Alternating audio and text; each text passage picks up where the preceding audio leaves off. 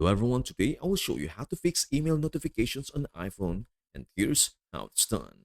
First, swipe down from the top right corner of your screen to access Control Center. Make sure that no focus modes like Do Not Disturb are turned on, as they can block your email notifications on both your lock screen and home screen. Ensure all focus modes are turned off. Next, open Settings and tap on Notifications. Scroll down until you find the Mail app. Make sure Allow Notifications is turned on at the top. Then ensure that lock screen notification center and banners are all enabled. You can also customize the notifications by adjusting sounds, badges, and banner style. For example, I have badges enabled and sounds turned off, but you can choose whatever works best for you. If you want to get more specific, you can customize notifications for each email account. For instance, tap on a specific account like Gmail and adjust the notification for that particular account, enabling badges or custom settings.